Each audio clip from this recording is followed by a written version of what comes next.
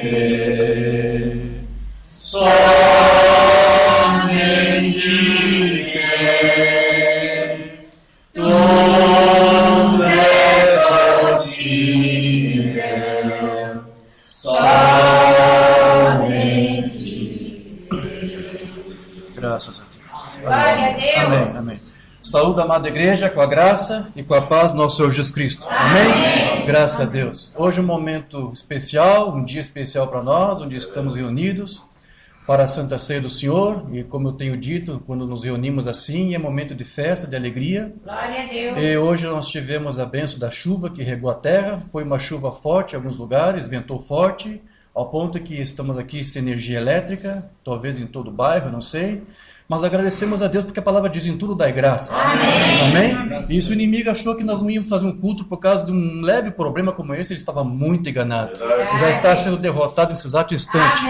Vamos louvar a Deus, vamos cantar a Deus, vamos ministrar a palavra, mesmo que fosse nos escuros, sem luz alguma.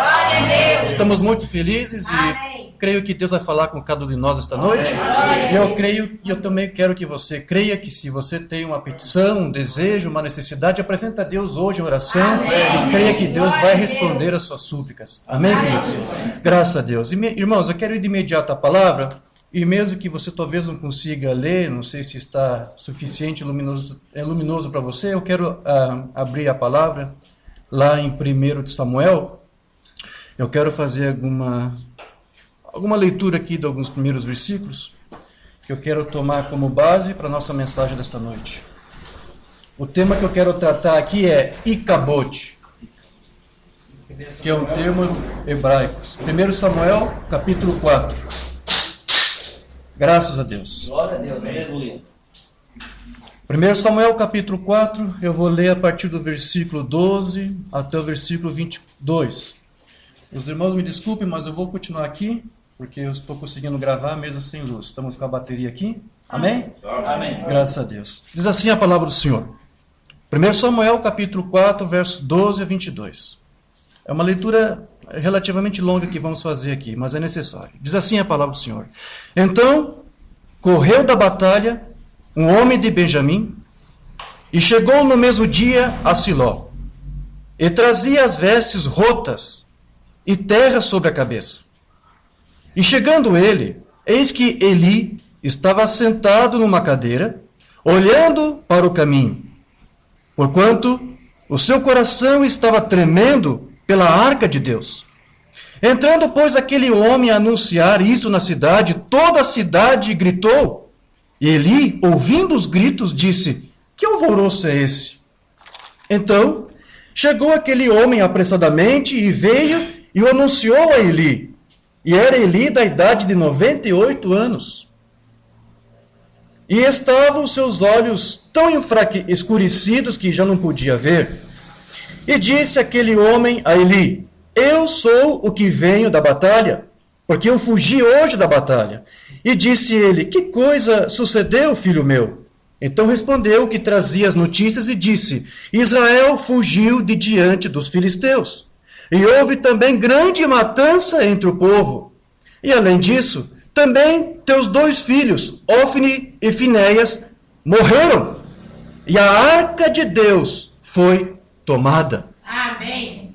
E sucedeu que, fazendo ele menção da arca de Deus, Eli caiu da cadeira para trás, ao lado da porta, e quebrou-se-lhe o pescoço e morreu. Porquanto o homem era velho e pesado, e tinha ele julgado Israel 40 anos. E estando sua nora, a mulher de Finéias, grávida e próxima ao parto, e ouvindo estas notícias, de que a arca de Deus era tomada, e de que seu sogro e seu marido morreram, encurvou-se e deu à luz, porquanto as dores lhe sobrevieram.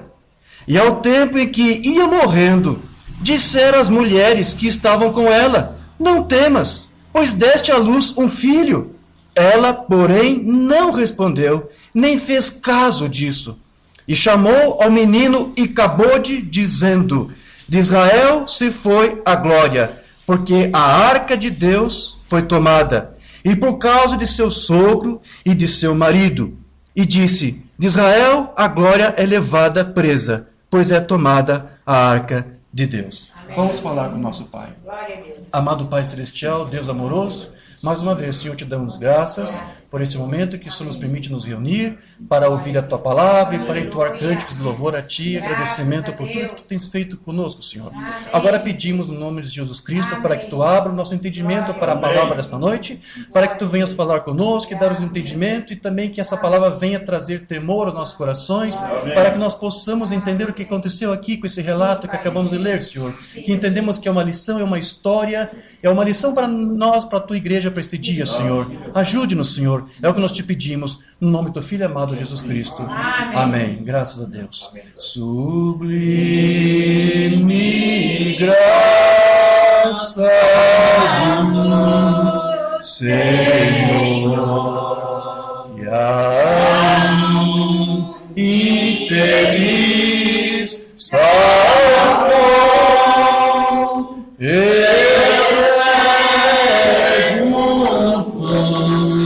Mas vejo já, perdido ele me achou.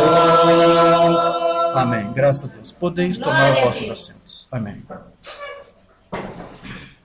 Irmãos, essa leitura que nós fizemos aqui da Escritura foi de um momento muito trágico da história de Israel.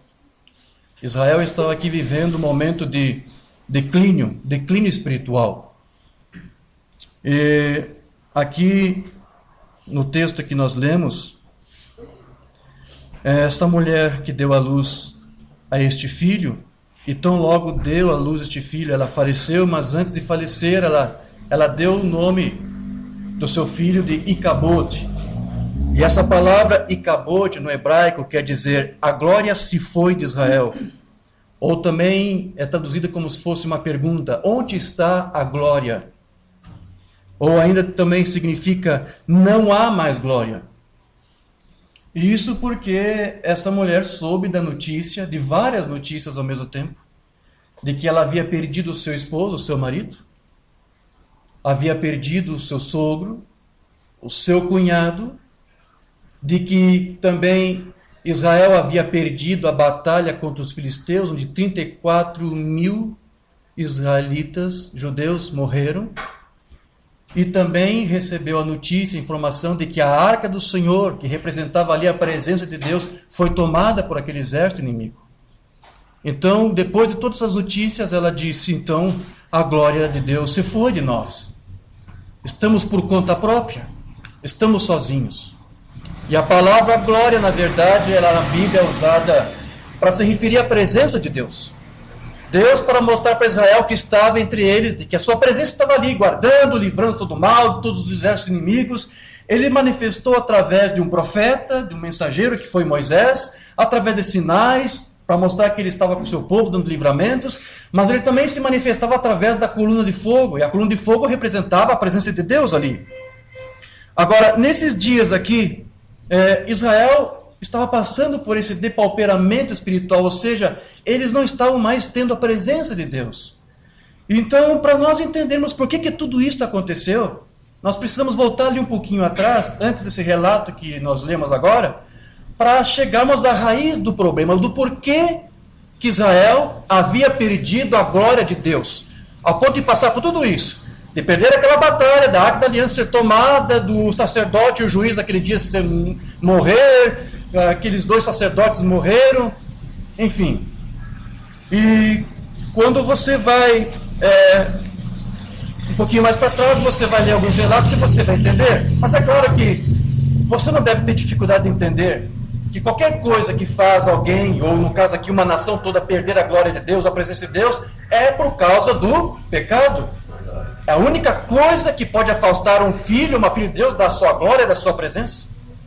E você deve lembrar que o Umbanda nos instruiu, nos disse que pecado é a mesma coisa que incredulidade. E ele também nos disse que incredulidade, ou a iniquidade, que é a mesma coisa, é quando você sabe que deve fazer uma coisa e não faz, não é isto? Então, é mais ou menos esse o problema que Israel passou. Eles sabiam daquilo que eles não deveriam ter feito e eles fizeram. E aquilo que eles sabiam que eles deveriam fazer, eles não fizeram. Nisso resultou o pecado. Então, naqueles dias, as Escrituras nos dizem que este sacerdote Eli, ele tinha 2 filhos que eram também sacerdotes, Ofni e Finéias. Só que as Escrituras chamam esses 2 sacerdotes, os filhos de Eli, de filhos de Belial. Traduzindo para o nosso idioma é semente da serpente. Era isso que eles eram. As Escrituras chamam eles de filhos do diabo. É o que eles eram. E você deve questionar, mas como que pode ser possível isto? Como que eles eram sacerdotes e ao mesmo tempo estavam ali? E sendo filhos de Belial, como isso é possível? Simples. De alguma forma, eles estavam ali porque eles simplesmente cumpriam requisitos. Porque naquele tempo, para cumprir com os papéis de um sacerdote, bastava ser alguém descendente da tribo de Levi. É claro que também tinha que cumprir outros requisitos, como, por exemplo, não ter deficiência, não ter defeitos físicos no seu corpo, não devia estar faltando um dedo, nada. Tinha que ser casado com uma virgem, não é isso? Havia várias orientações. Esses homens cumpriram todos os requisitos. E por isso que eles podiam exercer aquele trabalho sacerdotal, auxiliando o seu pai no sacrifício, no recebimento das ofertas, dízimos, enfim. Mas eles eram filhos do diabo. E de lá para cá, meus irmãos, não mudou nada. Só estou dizendo isso para você entender como que é possível hoje você ter o que se presencia em alguns lugares. Porque há alguns tabernáculos, há algumas igrejas onde há ministros ali que estão ali pregando, mas eles não foram de fato chamados para esse trabalho. São filhos de Belial, são semente da serpente. Mas como que eles chegaram lá? Simples, eles cumpriram requisitos. Porque eu quero mostrar aqui, eu quero ler para você aquela escritura, eu já posso ler agora, porque lembra que Jesus disse que os filhos das trevas, eles têm até mais zelo e mais cuidado que os filhos da luz, não é isso? Lucas 16:8, os filhos deste mundo são mais prudentes, que quer dizer mais hábeis, na sua geração do que os filhos da luz. Então veja, os filhos de Belial, a semente da serpente, para algumas coisas são até mais prudentes, mais cuidadosos do que os filhos da luz. Às vezes os filhos da luz são um pouco relaxados, um pouco displicentes, um pouco descuidados com algumas coisas, mas a semente da serpente, os filhos de Belial, são muito religiosos, levam muito a sério essas coisas. Por isso que é muito fácil para eles até entrarem no ministério. Dificilmente a semente da serpente, por exemplo, vai ter problema de casamento e divórcio. Pode ser que tenha, mas você pode contar nos dedos. Eles não têm esse problema. Talvez se espante eu dizer isso para você, mas eles são muito cuidadosos, são muito zelosos com isto. E é por isso que eles conseguem acesso fácil no ministério. E sobem nos púlpitos, nas plataformas, e conseguem enganar e pregar todo tipo de mentira e de heresias, fazendo com que o povo se torne um caos espiritual como estava Israel naqueles dias.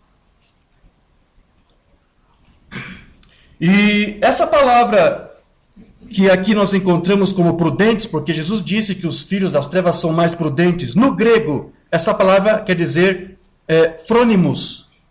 É essa palavra que está lá. E frônimos quer dizer inteligente, quer dizer sábio, quer dizer prudente, quer dizer atento aos próprios interesses. Os filhos de Belial são muito cuidadosos com seus próprios interesses. E quando um desses assume uma plataforma, porque eles cumpriram os requisitos, ao invés de se preocupar lá em de fato promover o reino de Deus com a palavra, com a doutrina, eles estão preocupados mais em promover a sua própria doutrina, os seus próprios interesses. E o Mombrana tratou um pouco sobre isso. Eu quero só citar 2 parágrafos onde ele comenta isto. Lá na mensagem Unidade, de 62, ele diz aqui: nós não devemos ser inteligentes. Jesus disse que os filhos deste mundo, ou o reino deste mundo, é muito mais inteligente. Os filhos das trevas são muito mais inteligentes do que os filhos da luz. Nós somos comparados a ovelhas. Ovelhas não podem nem mesmo conduzir a si mesmas. Elas têm que ter um pastor. Deus não nos quer inteligentes, ou seja, instruídos, que nos tornemos sabetudos. Ele quer que nos estribemos em seu entendimento, não no nosso próprio, mas o dele. Amém. Amém. É o que ele disse aqui. Exatamente para onde ele leva. Amém. Vê você o quadro? Não te estribe no teu próprio entendimento. Ele está dizendo isso porque é isso que os filhos de Belial fazem. Eles se estribam no seu próprio entendimento, ou seja, na sua própria doutrina, nas suas próprias verdades, suas próprias convicções. Provérbios 5:3. Não te estribe no teu próprio entendimento. Estriba-se no entendimento dele. Não importa quão contrário isso pareça para você. Não, eu não sou um pode estar correto. Não interessa, não arrazoe. Né?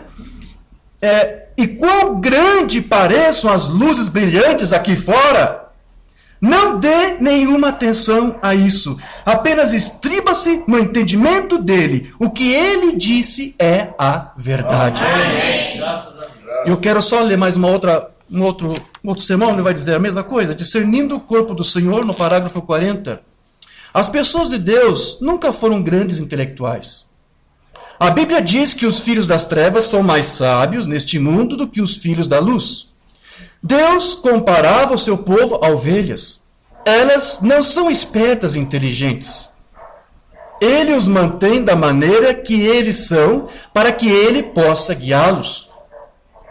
Se você tentar usar o seu próprio pensamento intelectual, você pode muito bem, então, barrar a Deus. Os filhos de Deus são guiados pelo Espírito de Deus.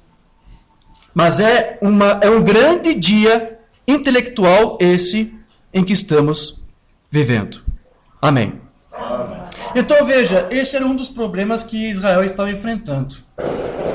A liderança que eles estavam tendo naquele dia era aquela.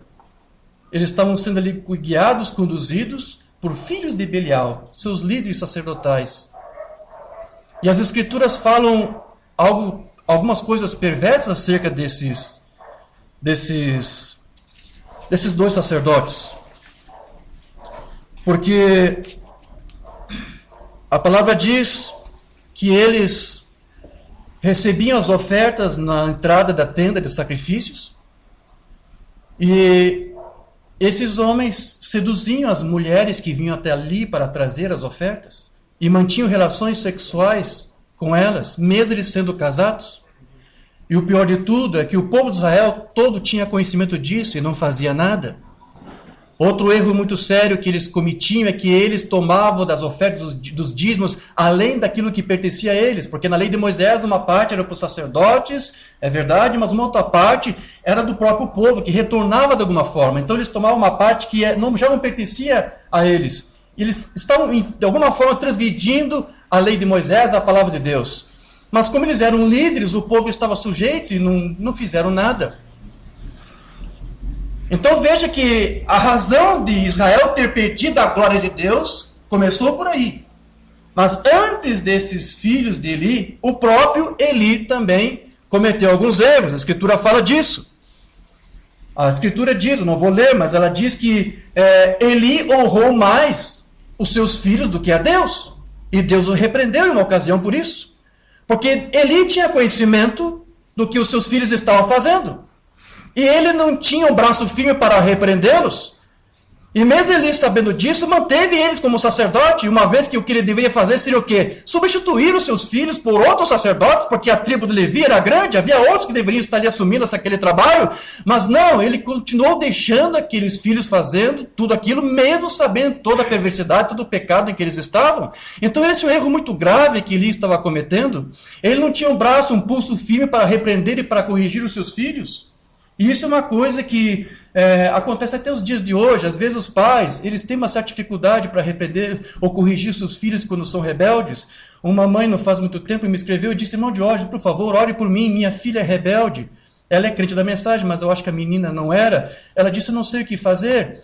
E, bom, quando os pais têm esse tipo de problema, eles têm que corrigir, porque é um dever, uma obrigação, tem que corrigir, mas com brandura, com paciência, com muita calma, com muito carinho, com muito amor, para não fazer alguma coisa que possibilite dar margem para Satanás trabalhar e fazer com que alguma coisa aconteça. Mas tem que ser feito, esse trabalho precisa ser feito. Os pais precisam corrigir os seus filhos e Deus vai pedir, vai prestar contas disso. Como prestou aqui 2 vezes, por 2 vezes, Deus teve que repreender Eli por ele não ter corrigido os seus filhos. E mesmo quando um filho se torna desobediente por sua rebeldia, se após a admoestação de um pai ele se mantém assim, não resta outra coisa a não ser então orar. E é isso que os pais devem fazer. Mas Eli não estava fazendo nem isto. Houve um outro erro também que Eli cometeu, porque a Bíblia registra isso, que foi naquela ocasião em que Ana estava orando no santuário, pedindo a Deus para que lhe desse um filho, porque ela era estéril.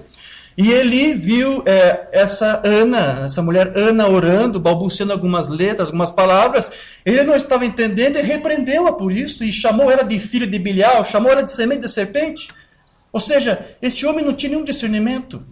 Ele permitiu que os seus filhos que estavam em pecado continuassem fazendo as ofertas, os trabalhos como sacerdotes, e repreendeu uma pessoa que era santa e que era correta, e porque Deus respondeu a oração daquela mulher, ela deu à luz um filho chamado Samuel, ela encomendou, entregou ao Senhor, aos cuidados do Senhor, e Samuel foi criado junto aos sacerdotes para servir ao Senhor, e Samuel foi um profeta, um grande profeta de Israel. Então veja que Eli cometeu vários erros. Agora veja que tudo começou então por onde? Pela liderança. Percebeu isto? Começou pelos seus sacerdotes, pelos seus líderes. Será que você deve se recordar da outra vez que eu estive aqui, onde eu tratei de um assunto chamado fogo estranho? Que é quando Israel apresenta algo estranho para Deus, e eu disse para você naquela ocasião que quando isso acontece, é porque a liderança é quem primeiro faz isto. Este é um quadro que não pode ser mudado, irmãos. Sempre foi assim, sempre vai ser. Sempre quando alguma coisa está com algum problema, sempre quando chega um ponto em que um povo, uma vida, alguém se afasta da sua presença de Deus, ou a glória de Deus se afasta desse povo. E isso primeiro começou com a liderança, com os sacerdotes, com os ministros, porque foi assim que aconteceu com Israel. Então, este Samuel, que foi educado ali entre os sacerdotes, foi crescendo, e Deus começou a falar, dando-lhe visões, mesmo sendo um dia, uma época em que as visões eram muito raras, muito escassas, porque haviam poucos homens ali, realmente tementes a Deus, consagrados a Ele, mas através de Samuel, Deus falava. E a palavra diz que tudo aquilo que Deus falava através de Samuel acontecia e se cumpria. Amém. E Deus fez isso de maneira para que todo Israel tivesse consciência de que realmente Samuel era um profeta Amém. Genuíno de Deus. E que Deus estava com aquele profeta. E era um jovem, era um rapaz jovem. Eu não sei, a Bíblia não cita nenhuma profecia, mas ela simplesmente dizia, quando Deus falava através da boca de Samuel, nenhuma palavra caía por terra, ou seja, tudo se cumpria, exatamente, nos mínimos detalhes. Talvez Samuel dizia, vai chover em tal lugar e vai acontecer isso, e isso acontecia. E então a sua fama era grande, Israel. Então, queridos, um dia, Deus resolveu testar este povo, preste muita atenção nisto. A Escritura diz que uma palavra de Deus foi dada a Samuel, e Samuel deu essa palavra para Israel. Não diz exatamente qual é a palavra, mas simplesmente é dito na Escritura que Israel foi à batalha contra os filisteus. Então eu creio que a palavra de Deus que foi dada era de que Israel deveria guerrilhar contra os filisteus. Né? Assim diz o Senhor, os filisteus estão acampados no seu lugar, vão lá e lutem contra eles. Oh, foi Samuel que disse? Nosso profeta? Oh, que maravilha! Então Deus vai nos dar vitória? Sim, se Deus está falando por ele. Então imediatamente Israel armou-se e foram para a batalha. E estava certa, a palavra do profeta estava correta, os filisteus estavam no exato local onde ele disse que eles estariam. Então eles pensaram, bom, tudo está se cumprindo até aqui, então Deus está conosco. E eles batalharam. Eu quero ler isso para vocês, isso está lá em 1 Samuel 4, verso 2. Eu creio que é isto. Não sei se eu notei correto, eu vou ler aqui. E os filisteus se dispuseram em ordem de batalha para sair contra Israel. E estendendo-se a peleja, Israel foi ferido diante dos filisteus, porque feriram na batalha, no campo, uns 4.000 homens. E voltando o povo ao arraial, disseram os anciãos de Israel, por que nos feriu o Senhor hoje diante dos filisteus? Você conseguiu entender isto? Deus deu uma palavra para o seu profeta para que Israel fosse lutar contra os filisteus. E eles entenderam, pela lógica, que eles iam batalhar para vencer a batalha, mas não. Deus os mandou lá e eles foram lá e eles perderam a batalha. E eles voltaram tristes porque 4.000 homens morreram e se perguntaram por que Deus nos feriu. Eles entenderam claramente que Deus fez uma emboscada para Israel. E eles se perguntaram por que Deus fez isso conosco. Eles não estavam conseguindo entender. Deus ainda não havia se afastado totalmente de Israel. A glória ainda estava ali. Mas Deus estava dando uma oportunidade para Israel. Essa é uma ocasião que, quando eles voltassem, deveriam então descobrir qual era o problema. Bastaria apenas dobrar os joelhos, invocar a Deus e perguntar, questionar, Senhor, o que aconteceu? Por que isso aconteceu? Qual é o problema? O que está de errado conosco? Nos diga, se há alguma coisa errada, fale-nos, queremos nos corrigir. Eles fizeram isso? Não. Eles não fizeram isso. Não dobraram os seus joelhos. Não procuraram saber se estavam neles os problemas. Eles continuaram do mesmo jeito. E isso já estava provando de que realmente agora o Senhor estava prestes a se partir. Talvez ainda naqueles dias ainda não havia acontecido. Então veja, Deus deu uma chance para aquele povo, mas aquele povo desperdiçou, porque eles não se arrependeram, eles não questionaram a Deus, não quiseram saber o que estava errado, simplesmente arrazoaram por que Deus os feriu. Se eles realmente buscassem saber e se arrependessem, se convertessem, a palavra diz que perto está o Senhor daqueles do coração quebrantado e livros contritos de espírito. Não interessa a luta ou o problema que você estiver passando, ou algum erro, alguma falha, que às vezes Deus permite que você se aperceba que você está cometendo. Deus às vezes permite você até passar por alguma luta para que você dobre os joelhos e pergunte: Senhor, o que está acontecendo? Por que eu estou passando por isso? É alguma coisa que é o que eu fiz? Eu quero saber. Se você é um filho, se você é uma filha de Deus, você vai fazer isto. Se alguma coisa não está bem, você vai querer saber o porquê que não está bem. Era isso que Deus estava fazendo com Israel. É isso que Deus faz conosco. Às vezes Deus permite nós passar por uma luta, um problema, para que você se aperceba e caia. O que está acontecendo? O problema está comigo? Se você é um filho, você vai querer saber. Mas Israel não fez isto. Então eles desperdiçaram aquela chance. Era uma chance que o Senhor estava dando. E então, o que foi que Israel fez? Qual foi a decisão que eles tomaram? Eles resolveram voltar para a batalha. E este foi um outro erro que eles cometeram. Porque quando eles resolveram voltar para a batalha, não consultaram a Deus para ver se realmente era isso que Deus queria. Deus permitiu aquele primeiro prejuízo que eles tiveram na batalha para ver se eles iriam se despertar, mas eles não se despertaram. Então foi uma chance que Deus estava dando. E às vezes, quando passamos por algum problema, por alguma luta, antes de definitivamente Deus se ausentar de nós, de retirar de nós sua presença, Ele permite que nós passemos por alguma coisa, talvez para nos despertar. E se nós não fazemos isso, nós consultamos a Deus e continuamos nossos caminhos, continuamos com nossos arrazoamentos, com as nossas próprias convicções, não há outro espaço a não ser derrota. E foi isso que aconteceu com Israel. A decisão que eles tomaram foi de voltar para a batalha, como eu disse. E eles então tomaram a Arca da Aliança, porque naquele dia a Arca da Aliança representava a presença de Deus ali. Então eles acreditaram que só por levar a arca com eles, isso seria o suficiente, porque Deus estava ali. Eu quero ler isso, onde é que está? Lá no versículo 3. Então eles disseram: tragamos de Siló a Arca da Aliança do Senhor, e venha no meio de nós, para que nos livre da mão de nossos inimigos. Enviou, pois, o povo a Siló, e trouxeram de lá a Arca da Aliança do Senhor dos Exércitos, que habita entre os querubins, e os 2 filhos de Eli, Ofni e Finéias, os 2 filhos de Belial, os 2 sementes da serpente, estavam ali com a Arca da Aliança, ou seja, guiando a arca, guiando o povo para a batalha. Que resultado poderia vir disso? E sucedeu que, vindo a arca trazida por aqueles 2 adúlteros, por aqueles 2 falsos sacerdotes, né? Vindo a Arca da Aliança do Senhor no arraial, todo Israel gritou com grande júbilo, até que a terra estremeceu. Uau! Eles ficaram muito orgulhosos. Agora temos a Arca do Senhor. E os nossos sacerdotes estão trazendo para nós, então com certeza Deus vai nos dar a vitória. Olha só a cegueira espiritual em que Israel estava. Eles estavam pensando que porque eles tinham a arca de Deus, Deus estava ali com eles. Eles tinham de fato a arca que simbolizava a presença, mas Deus já não estava mais ali. E veja que mesmo assim eles ficaram entusiasmados e gritaram de júbilo, e a Escritura diz que eles gritaram tanto que até a terra estremeceu. Eu quero dizer para vocês, queridos, eu não queria dizer isso, mas eu tenho que dizer. Às vezes, como coisa que o profeta queria evitar dizer, mas acabava falando, ele falava isso. Olha, às vezes eu sei que eu machuco as irmãs quando digo para se vestir de uma maneira, não cortar seu cabelo, não passar cosméticos. Eu não quero dizer isso, mas acabo dizendo. Eu não queria ofender ninguém de propósito, porque não é minha intenção. Então, eu não queria te dizer isso, não quero ofender, mas a gente não pode segurar isto.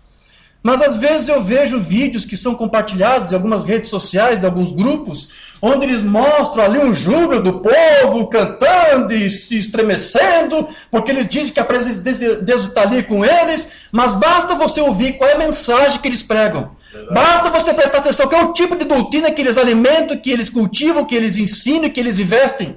Para você entender que por mais que eles estejam gritando, por mais que eles berram até as paredes estremecerem, a glória de Deus não está ali, mas eles estão cegos para perceber isto.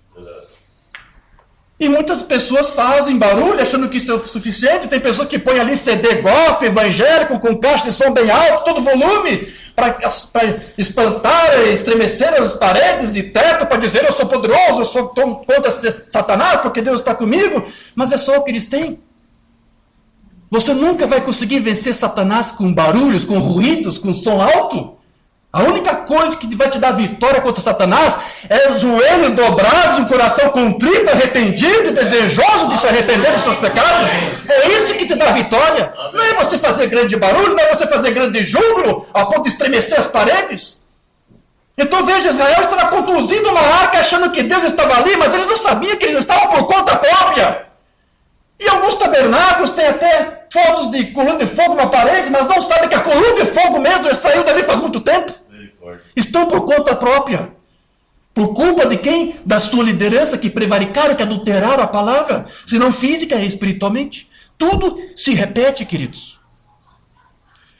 Então a Escritura diz que eles estavam jubilosos, contentes, crendo realmente que Deus estava ali, mas eles não sequer consultaram a Deus. E nem sequer quiseram saber por que eles tiveram aquela primeira derrota. Eu vou repetir, quando você percebe que alguma coisa está bem, meu irmão, dobre o joelho e procure descobrir. Talvez Deus está querendo falar com você com aquilo. Porque foi assim que Deus quis tratar. Talvez Deus quis dar uma última chance para Israel. Mas eles desperdiçaram a chance. Então depois diz, continuando aqui a leitura, e os filisteus, ouvindo a voz de júbilo de Israel, eles ouviram aquele grito, aquele berro, né? Disseram, que voz de grande júbilo é esta no arraial dos hebreus? Então souberam que a arca do Senhor era vinda ao arraial. Por isso os filisteus se atemorizaram, porque diziam, Deus veio ao arraial. E diziam mais, ai de nós, tal nunca jamais sucedeu antes. Ai de nós, quem nos livrará da mão desses grandiosos deuses? Esses são os deuses que feriram os egípcios. Claro, veja, Israel tinha lembrança de que Deus lhes concedeu várias vitórias contra os seus inimigos e bênçãos, mas quando Israel estava em obediência a Deus. Mas agora o quadro ali era diferente, eles estavam em desobediência, estavam em segredo espiritual, eles perderam a glória de Deus, eles não tinham um coração contrito, arrependido. Então isso não estava para ser repetido outra vez, porque eles não estavam mais nas mesmas condições que antes. E às vezes algumas pessoas podem pensar, Deus me abençoou em tal lugar, em tal tempo, em tal maneira, e se em algum momento ele começar a se desviar dos caminhos, ele não pode pensar que Deus vai comprometer a sua palavra e vai abençoá-lo só porque ele abençoou em outras ocasiões. Se há um momento em que ele reconhece que há um desvio, que ele se afastou do caminho de Deus, e ele reconhece, como eu disse, ele tem que buscar de voltar a este caminho e arrepender-se. Então veja, esses filisteus aqui estavam preocupados, então esse Deus vai vir contra nós, mas eles não precisavam se preocupar, porque Deus não estava mais com Israel. Aí então depois diz, ferir os egípcios com todas as pragas junto ao deserto, esforçai-vos, e sede homens, filisteus, para que porventura não venhais a servir aos hebreus, como eles serviram a vós, sede, pois, homens e pelejai. Então, pelejaram os filisteus, Israel foi ferido, fugindo cada um para a sua tenda. E foi tão grande o estrago, que caíram de Israel 30.000 homens. Aqueles 4.000 e agora mais 30.000. 30.000 homens de pé, e foi tomada a arca de Deus. E os 2 filhos de Eli, os 2 adultos, os 2 filhos de Belial, Ofni e Finéias, morreram. Então, quando essa notícia chegou para Eli, ele ficou tão surpreso que a Escritura diz que ele era pesado, então ele deve ter caído da cadeira, não sei, e ele caiu e quebrou o pescoço e morreu. Porque Deus disse a Eli que Deus iria julgar a sua casa. E Deus também disse, através do profeta Samuel, que chegou um momento em que Deus não queria sequer que aqueles 2 sacerdotes se arrependessem dos seus pecados.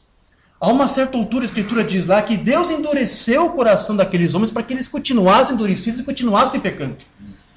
Chegou um momento em que ele não queria nem que eles se convertessem dos seus erros.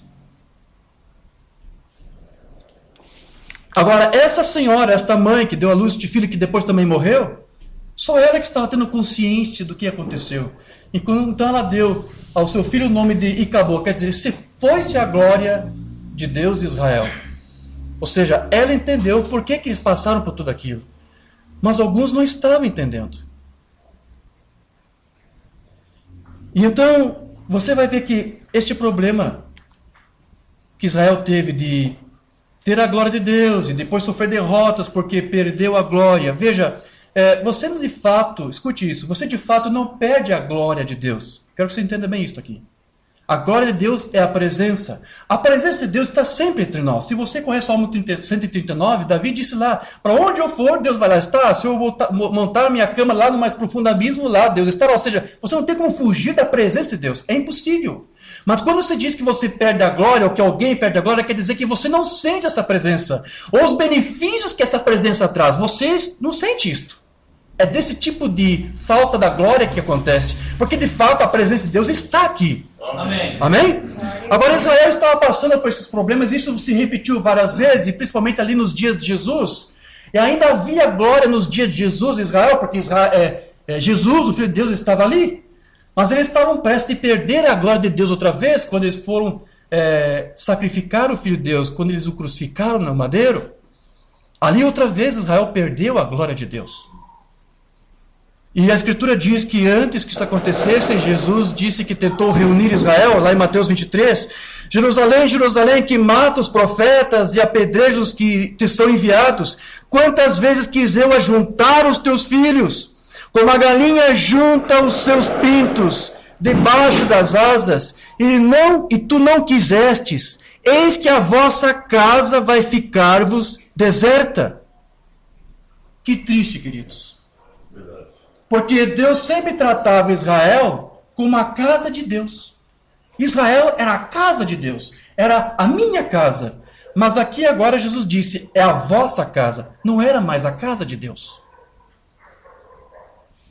Quão maravilhoso quando nós podemos dizer que a minha casa, né, a nossa casa, é a casa de Deus, porque Deus está lá, porque Deus habita lá. Mas quando alguém perde a glória, quando Deus se afasta, quando Deus rejeita estar ali, a sua presença estar ali, então já não é mais a minha casa, a tua casa, não é mais a casa de Deus, agora é a minha casa, é a tua casa. Que isso nunca aconteça conosco, queridos. Amém. Que Deus possa olhar para a minha casa e para a tua casa e pode dizer, essa é a minha casa. Amém. Esse trabalho do meu filho é o meu trabalho.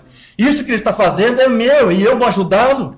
Mas quando alguém se rebela contra Deus, quando alguém se revolta contra Deus, ele está por conta própria. Então foi que Deus disse aqui, você está por conta própria. É isso que está dizendo. Agora é a tua casa, não é mais a minha casa. Porque a glória de Deus já estava se afastando dali. Amém. Graças a Deus. Então, queridos, enquanto a glória de Deus não é sentida em algum lugar, porque Deus mesmo se recusa a se manifestar, por outro lado, ele sempre se mostra presente de alguma forma em um povo que pôs nele toda a sua confiança. Ainda que a ausência de Deus esteja manifestado, em algum lugar Deus ainda está presente. A glória de Deus ainda está em algum lugar.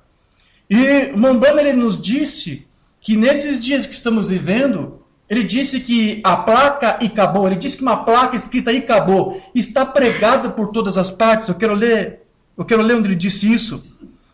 Porque ele disse que a glória de Deus já se afastou de todas as nações. Uma mensagem que nós não temos traduzido chamada expectativa. De 52.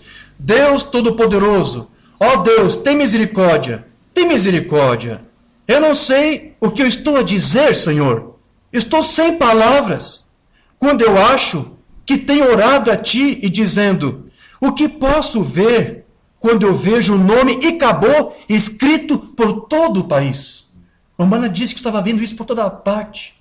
Na América, né, a glória de Deus se afastou. Se foi a glória de Deus naquele país. A glória do Senhor está partindo e das pessoas. E o Romana também disse que esta mesma glória também já está partindo, também já está se afastando das próprias igrejas também. Eu quero ler onde ele disse isso na mensagem O Sinal do Tempo, de 58. Ele vai dizer aqui: a Bíblia ensina que a igreja será arrebatada antes da tribulação. Você sabe disso. Todo mundo sabe disso. Jesus disse: como foi nos dias de Noé e nos dias de Ló, assim será na vinda do Filho do Homem. Nos dias de Noé, nenhuma gota de água caiu do céu, até que Noé entrou na arca. Nos dias de Ló, nenhuma fagulha de fogo caiu do céu, até que Ló saiu de Sodoma. E nenhuma bomba pode cair até que a sua bendita igreja seja ressuscitada e levada no arrebatamento para ver o seu Senhor. Então o que ele está dizendo aqui é que ainda resta um pouco de glória, mas não para as nações, mas só para o seu povo, para a sua igreja, para a sua noiva. E se há uma coisa que impede ainda de Deus já julgar essa nação, é por causa dessa pequena fagulha de glória que ainda está neste mundo, na terra, por meio da sua igreja, da sua noiva. Então ele vai dizer: e se a destruição está tão próxima, quão próxima está a vinda do Senhor? Isso tem que acontecer antes da destruição e da aniquilação. Tem que acontecer. Pode você ver a escritura na parede? Uma pergunta. Aqui estamos nós, a escritura no céu, e acabou na igreja, diz o Mombrana. E acabou nas igrejas. Se foi a glória de Deus nas igrejas. O Espírito do Senhor se afastou. Onde estamos parados? Qual é o problema? Este é um tempo terrível, diz o Mombrana. Agora o Mombrana também vai dizer para você, porque eu vou fazer agora aqui, ler mais alguns parágrafos, ele vai dizer para você que a mente espiritual consegue discernir isto. Porque veja, Israel não estava discernindo, ele estava em cegueira espiritual. Mas quando há alguém que confessa a Deus, alguém que foi lavado pelo sangue do Cordeiro, ou seja, alguém que renasceu, que experimentou o nascimento, que tem o batismo do Espírito Santo, ou seja, alguém que é uma testemunha de Cristo sobre a terra, essa testemunha, ela tem discernimento para ver onde está a glória de Deus, onde não está. O irmão Mano disse: eu olho por todas as partes, não encontro, não vejo mais. Na mensagem 3 classes de crente, o Umbanda vai dizer: e havia uma escrita na parede, de línguas desconhecidas, no início do reino dos gentios, que ninguém podia ler a não ser aquele profeta. E há uma escrita na parede hoje, é isso mesmo, e acabou, que a glória de Deus se afastou das coisas deles. E a escrita está na parede, e pode ser lida pela mente espiritual que crê nas coisas espirituais, que tem nascido do Espírito de Deus. Então alguns não conseguem ver que a glória se afastou de alguns lugares. Mas aquele que é nascido do Espírito de Deus pode ver e pode ter discernimento e ver. Não há glória ali. Eles podem fazer seus júbilos. Eles podem cantar até os chãos dos tabernáculos tremerem, mas a glória de Deus não está ali. Eles estão tão cegos quanto Israel esteve cego. Agora, a Umbanda vai dizer para você aqui, num outro sermão que eu quero ler, o que faz a glória de Deus partir. Deixa eu ler isso para você. Na mensagem Plantando a Vinha e Onde Plantá-la.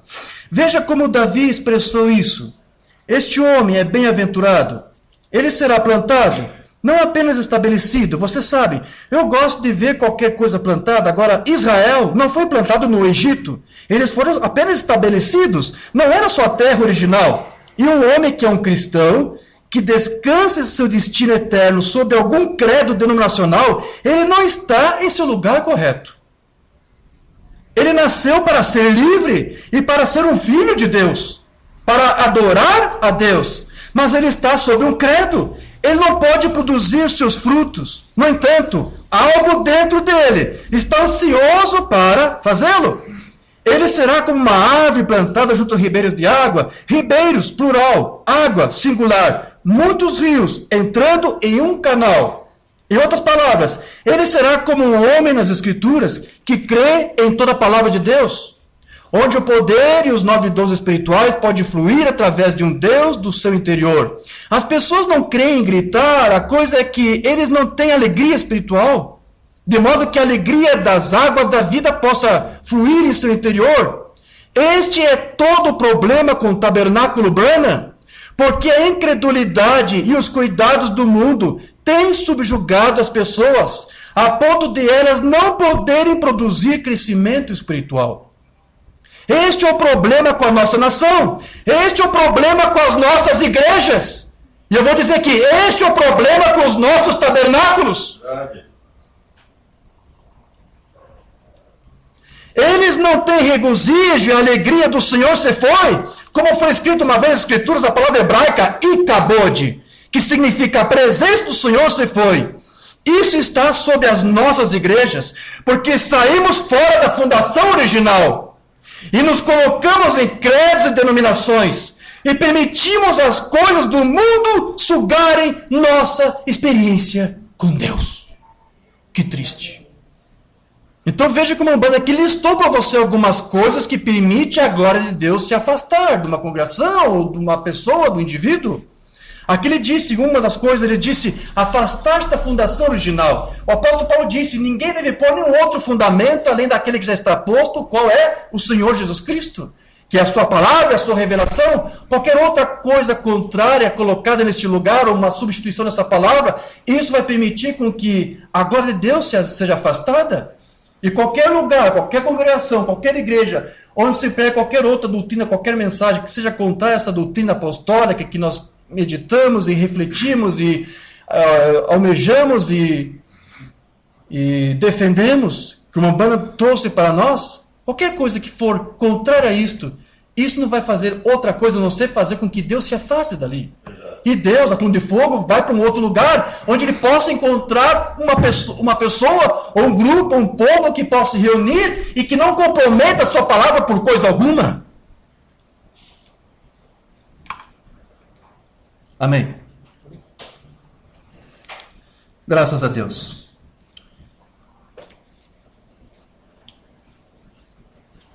Então, uma das coisas que faz com que a glória de Deus se afaste é justamente isso, quando alguém substitui a palavra por outras coisas, por gnosticismo, por misticismo. Eu estou usando essas palavras porque é exatamente isso que está sendo pregado em alguns lugares.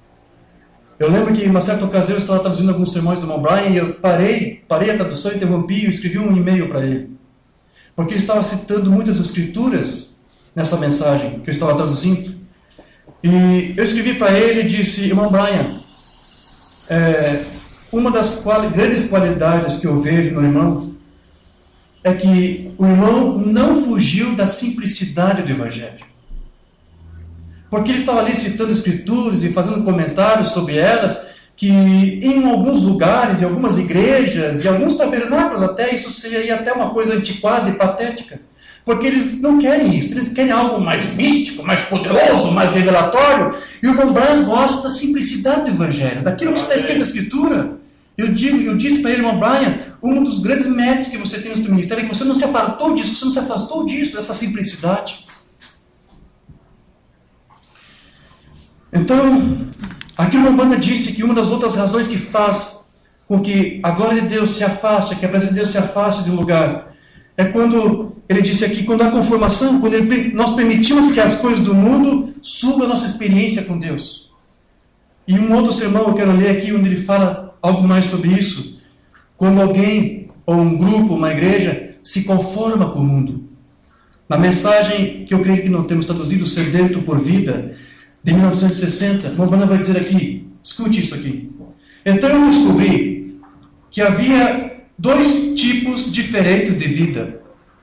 Algumas pessoas tentam pensar que a vida é beber, tendo um grande tempo. Esse é o espírito desta nação. Grandes momentos, alguém, um programa de TV, um monte de piadas para ser contado. Ora, isso deixa o verdadeiro cristão doente do seu estômago só em ouvir tais coisas. Um homem, uma mulher que consegue olhar para esse tipo de coisa que temos na TV hoje, alguns desses programas, e apreciá-los, isso mostra que é ikabod, afastou-se a glória de Deus. Escrito sobre a parte superior de seu coração, a glória do Senhor se afastou. E quando a igreja perde a sua atração, quando chega um tempo em que você tem que assinar cartões e coisas para vir à igreja, eu acho que é hora para uma reunião de oração ou algo acontecer na igreja. Amém. Então veja que o irmão Brian está dizendo que naqueles dias, as pessoas estavam se conformando com muitas coisas.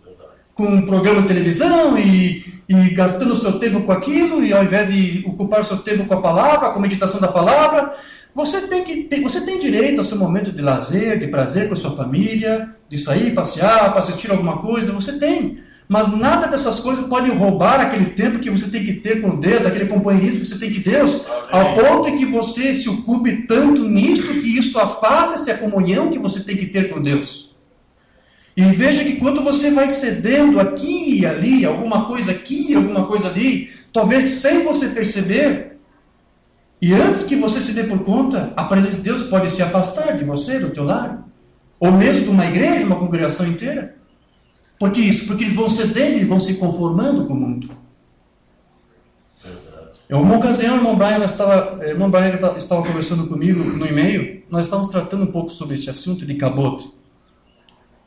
E ele me deu um exemplo triste de algo que estava acontecendo lá e ele quis compartilhar comigo.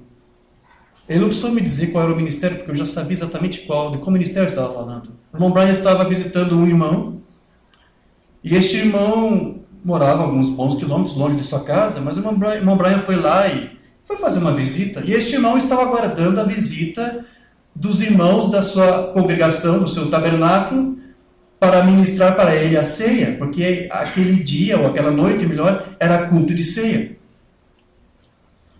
E ele não pôde ir, eu acho que talvez estava com um problema de saúde, não sei, talvez como o irmão Manuel, como às vezes nós temos que levar a ceia lá, porque não pode vir aqui. Mas a situação lá, o Brian estava indo lá visitar esse irmão, e esse irmão estava aguardando os irmãos, e parece que alguém deve ter ligado para ele, não me lembro agora dos detalhes, dizendo que eles não iam mais trazer a ceia, porque a ceia não ia ser mais realizada na própria igreja também. E a razão, a explicação que deram é porque estava tendo uma forte tempestade de neve, porque era época de inverno, estava muito frio. E isso o irmão Brian achou muito estranho, porque ele passou por aquele mesmo trajeto, onde aqueles mesmos irmãos daquele tabernáculo percorreriam para ir até aquela casa do irmão para ministrar a ceia para ele. Ele achou muito estranho isso. Por que é tão difícil para eles vir aqui ou para ministrar a ceia? Eu vim de mais longe, eu pude fazer isso. Por quê? E quando o irmão Brian voltou para sua casa, ele passou pelo mesmo local que ele tinha passado, também pela mesma congregação.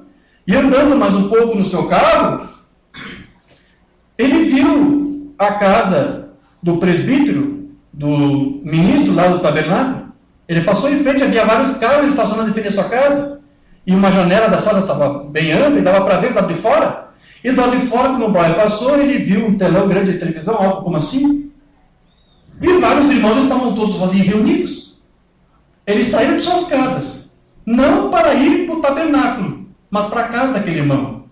Eu não sei, estava tendo um campeonato de futebol, talvez um final de campeonato, um jogo, estava passando na televisão. Então eles cancelaram a ceia do tabernáculo para poder se reunir com aquele irmão e assistir aquele campeonato na televisão. Quando o irmão passou por ali, uma voz passou no seu ouvido e disse: e acabou. Minha glória se foi deste lugar. Obviamente que eles ainda devem estar continuando lá com suas reuniões, com seus cultos de ceia, quando eles querem ter vontade de fazer, não é isto? Verdade. Mas eles não sabem que eles estão por conta própria. Ai, irmão Jorge, que coisa triste. Isso é um tabernáculo da mensagem? Sim. Ah, mas deve ser um tabernáculo unicista? Assim? Não. Acredite, era um tabernáculo da doutrina, que prega a doutrina. E acabou. Afastou-se a glória de Deus.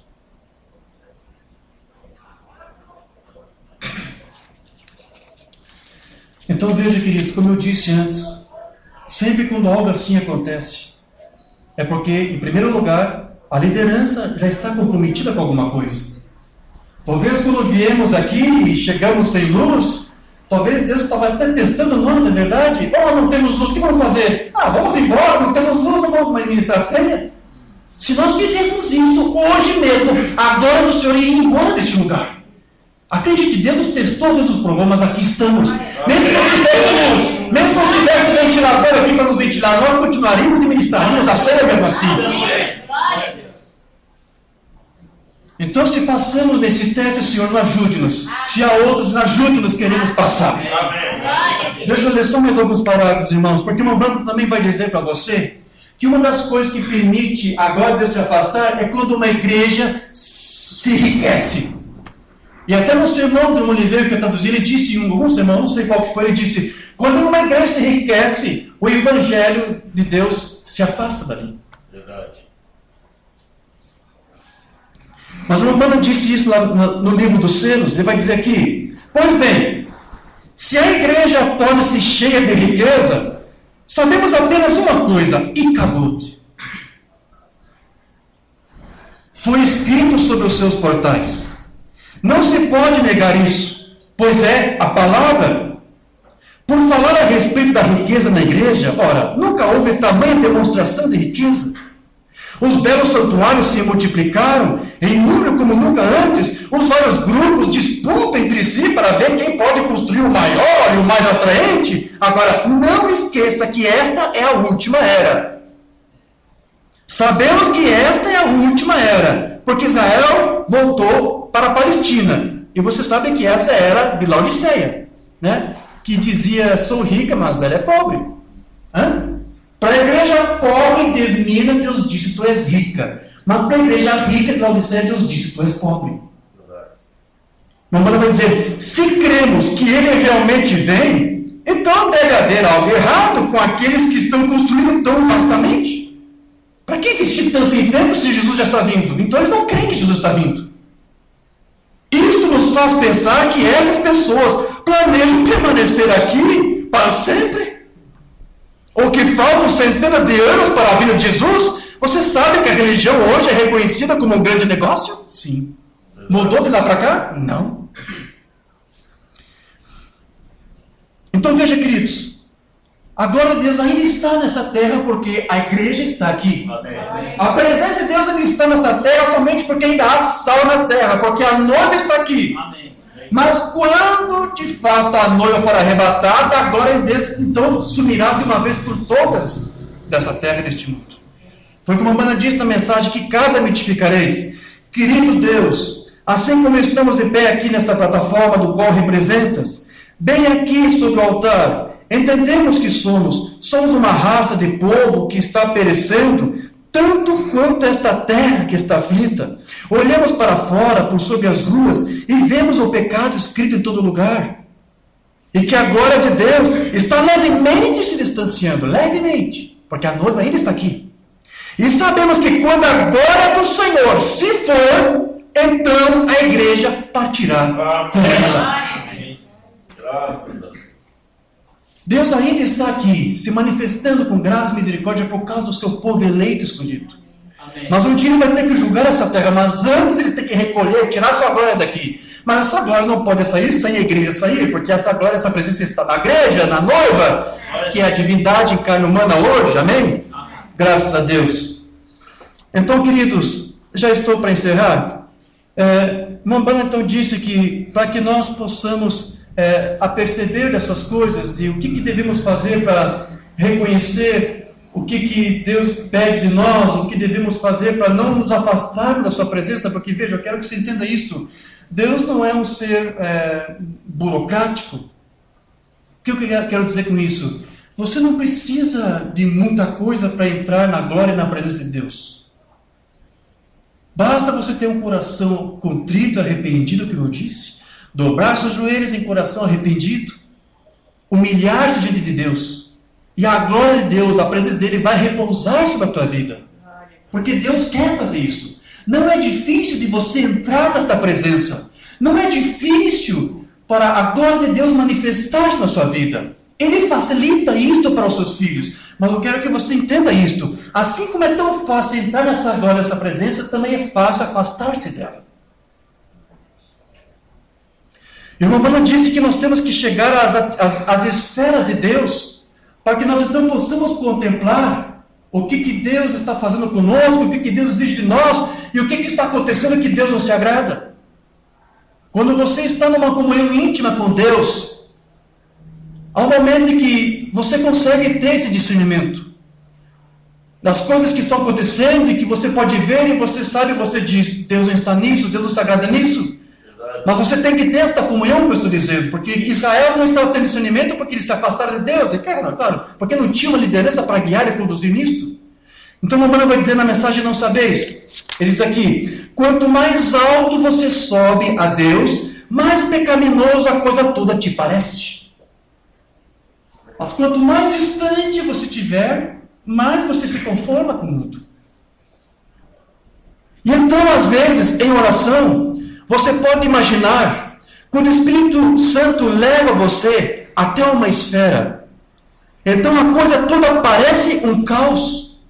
Quando Deus dá o discernimento, você consegue ver a perversidade em que o mundo está. Verdade.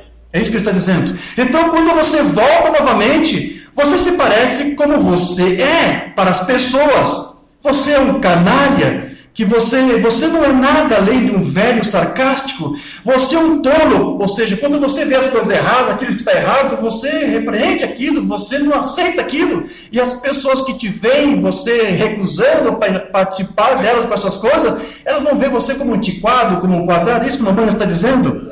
Você é um tolo porque você está como um velho rabugento, sempre repreendendo o povo. Mas se você alguma vez subir nas esferas, uma única vez, onde você possa estar na presença de Deus, não através de emoção, como Israel estava lá, só na emoção, gritando, berrando, Deus está conosco. Não. Mas através de um genuíno levantar do Espírito Santo, a coisa toda está escrita e acabou. A glória do Senhor se afastou de toda vestimenta denominacional. Não interessa quão bonito seja o tabernáculo ou a igreja, não interessa quão bonito seja a retórica, comentamos isso hoje, né? Do ministro, o pregador. Se ele não está pregando a palavra e você tem esse discernimento, você já sabe, e acabou. Isso mesmo, nenhum deles aí está bem. Então, Mamana disse que a glória de Deus, a presença de Deus está hoje em sua igreja. E se essa glória, essa presença de Deus está na sua igreja, ela vai ter que atuar de tal maneira que as pessoas de fora vão ter que perceber que a presença e a glória de Deus está em você. Mas não somente isso. Essa glória, se ela de fato está na igreja, no tabernáculo, ou no povo, ou no indivíduo, quem quer que seja, eles não somente vão perceber que você tem algo especial, mas eles vão ter que desejar também ter isto que você tem. Amém. E é isso que uma banda falou numa mensagem que eu quero ler. Na mensagem a ele eu vi. Bem, é aí onde a igreja precisa estar esta noite. Ela precisa estar em um lugar em que Deus irá chamar você para algum lugar e jogar a glória dele sobre você, espalhar o seu poder sobre você, adotar você e posicionar você. Glória, diz uma banda, no corpo de você, quando você falar, algo acontece. Amém. Maurício estava preocupado com a chuva, mas ele disse também que ia passar. Também queria, mas mesmo assim eu orei e disse: Senhor, ajuda-nos a parar a chuva para podermos vir. A chuva parou. Nós oramos aqui antes, não oramos? Para que Deus restabelecesse a luz, se fosse sua vontade, por amor dos irmãos que nos acompanham na internet. Aqui está. Quando você ora, a glória está aqui, Deus responde. Glória a Deus. Depois aqui diz: temos de continuar a acreditar em cada obra de Deus e buscar a justiça e fazer o que é correto aos olhos de Deus, clamando por Ele diariamente e diariamente por sua obra, reunindo os outros para virem à igreja, tentando arranjar alguém para vir servir ao Senhor. Todas as pessoas com quem você trabalha, o leiteiro, o carteiro, o sorveteiro, seja fã de Jesus, convide ele para vir à igreja, para vir no tabernáculo. Se você tem a presença de Deus aí, se você tem a glória de Deus aí, você vai fazer isso. Isso que o Mamãe está dizendo. Né? Fale disso com palavras oportunas, docemente. Não salte sobre eles, ou seja, não tente forçá-los, né? Mas apenas fale com doçura, que eles dirão. Diga: essa senhora é uma verdadeira dama. Você, minha irmã, né, que prega o evangelho para alguém, ela vai admirar você, vai dizer: olha, essa senhora é uma dama. Ela falou comigo sobre o Senhor. Aquele homem, eu nunca vi um homem assim. Ele é o homem mais gentil que eu já conheci. Sabe, eu gostaria de ter a sua religião. É isso que tem que acontecer. Se a glória de Deus está sobre a tua vida, meu irmão, minha irmã, se a glória de Deus está sobre este lugar, Deus vai operar e vai